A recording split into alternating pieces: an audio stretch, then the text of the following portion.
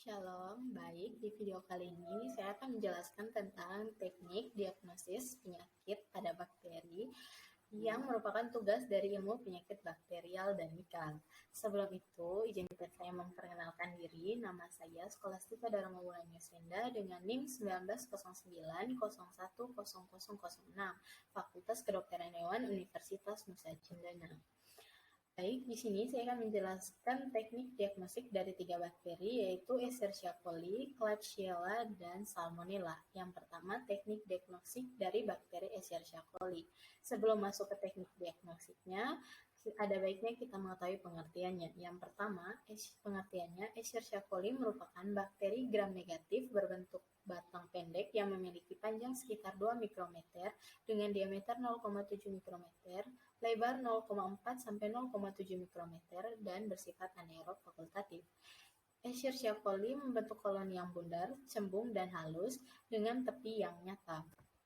Teknik diagnostiknya yang pertama, isolasi Escherichia coli dalam kultur murni.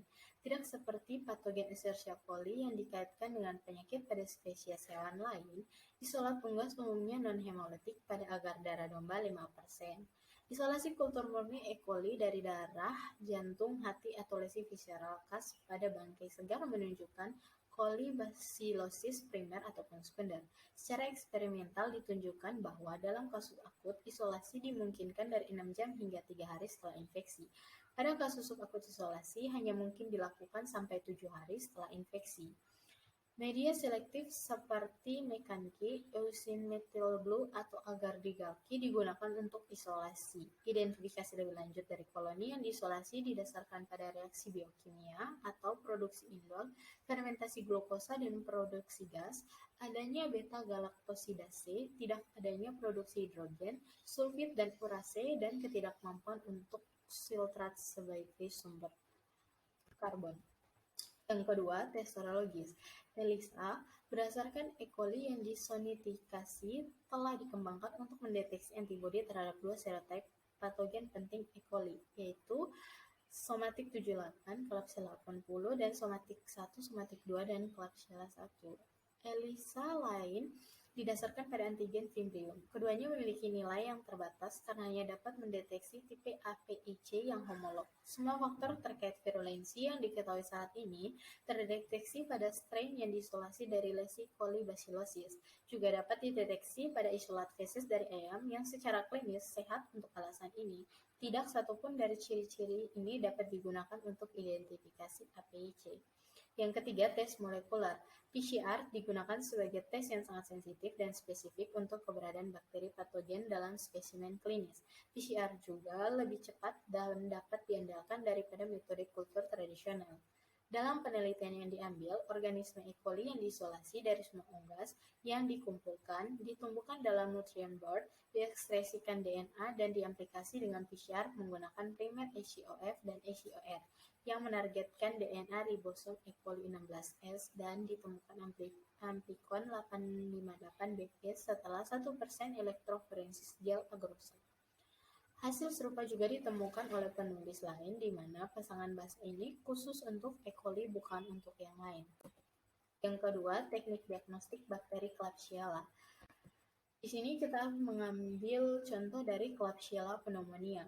Klebsiella pneumonia merupakan salah satu bakteri gram negatif, bakteri yang non-motil, tidak melakukan pergerakan secara sel, merupakan bakteri fakultatif anaerob. Bakteri ini dapat memfermentasikan laktosa. Gambarnya dapat dilihat seperti yang ada pada PPT. Dan teknik diagnostiknya yang pertama, kultur. Kultur menjadi standar baku dalam penegakan diagnostik infeksi Klebsiella pneumonias. Spesimen dapat diambil melalui darah, urin, cairan pleura, dan luka. Kultur Klebsiella pneumonia tidak membutuhkan lingkungan khusus karena Klebsiella pneumonia dapat dikultur dengan baik di lingkungan aerob ataupun anaerob. Sputum juga dapat diamati untuk gram staining dengan Klebsiella pneumonia menunjukkan bentuk seperti batang, pendek, dikelilingi oleh kapsul dan gram negatif. Metode ini dilakukan dengan mencairkan sampel mengandung Klebsiella pneumonia, kemudian dikultur pada media biakan agar selektif bakteri gram negatif, mekaniki, agar, dan EMB agar. dengan tujuan seleksi bakteri gram negatif dan positif.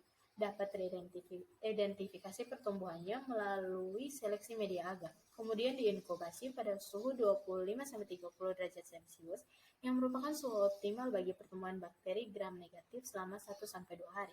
Kemudian koloni yang timbul diamati dan dianalisis menggunakan SPC.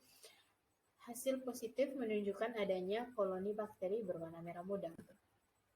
Yang kedua, molekul dengan PCR ELISA. Metode PCR ELISA untuk mendeteksi strain klinis Klebsiella pneumoniae. Sensitivitas dan spesifitas metode PCR ELISA ditentukan dengan menggunakan strain Enterobacteria 16S rDNA atau ribosom DNA Klebsiella pneumoniae diamplifikasi menggunakan primer spesifik. Gen menghasilkan fragmen 260 bp. PCR ELISA dikenal sebagai metode yang akurat dengan cepat untuk mendeteksi agen infeksi, dan oleh karena itu dapat digunakan sebagai pengganti yang sesuai untuk semua aspek karena metode ini cukup sensitif, spesifik, dan cepat untuk mendeteksi strain Klebsiella pneumoniae. Yang ketiga, serologis. Bacteremia Klebsiella pneumoniae yang diverifikasi kultur dianalisis untuk mengetahui kadar antibodi antiskapsular polisakaride atau CPS menggunakan enzim linked immunosorbent assay atau ELISA. Pasien yang terinfeksi mengekspresikan serotipe antigen CPS yang digunakan dalam ELISA. Hal ini menunjukkan bahwa epitop yang secara struktural serupa juga ada pada antigen Klebsiella CPS. Infeksi bakteri juga dapat menyebabkan aktivasi sel B poliklonal yang dapat memicu respon amnestik terhadap serotip Klebsiella pneumoniae lainnya. Yang ketiga, teknik diagnostik bakteria Salmonella. Pengertiannya, bakteri Salmonella sp adalah bakteri bentuk batang gram negatif hidup dalam saluran pencernaan manusia maupun hewan. Contohnya pada gambar Salmonella sp pada ikan. Teknik diagnostiknya, pemeriksaan serologis. Pemeriksaan serologis dengan tes plate agglutination dengan menggunakan whole blood untuk bahan pemeriksaan yang mengandung banyak bakteri pencemar seperti feses, air kemih, media selektif lebih dulu dipupuk pada kaldu seletin selama 24 jam dengan suhu 37 derajat Celcius, kemudian dipupuk pada media selektif agar untuk Salmonella. Uji serologis pada hewan yang sakit parah jarang dipakai untuk diagnosis karena reaksi agglutinasi tidak muncul sampai 2 minggu setelah infeksi. Namun, uji serologis dapat dilakukan pada sampel kelompok hewan. Uji serologis memiliki pengujian darah lengkap untuk diagnosis cepat Salmonella pulorum dan Salmonella gallinarum pada unggas dan uji agglutinasi tabung untuk semua spesies hewan ternak. Uji imunosorben terkait enzim atau ELISA juga tersedia untuk beberapa serovar. Saat ini, komersial ELISA spesifik untuk Salmonella telah banyak dilakukan secara rutin di sektor veteriner dan makanan di seluruh Eropa dan Amerika Serikat. Yang kedua, metode diagnosis, isolasi, dan identifikasi Salmonella secara bakteriologi. Yang pertama, diagnosis dapat dilakukan melalui kultur darah pada hewan dengan septikemia, telur dari unggas, dan isi perut fetus abortus, plasenta segar, dan usap vagina. Sampel lingkungan termasuk pakan, air, dan feses dari hewan pengerat, burung liar dapat membantu diagnosis. Penggabungan uji PCR dan kultur bakteri akan lebih efektif dan lebih akurat untuk deteksi keberadaan Salmonella pada karkas ayam. Baik, sekian dari presentasi saya. Terima kasih.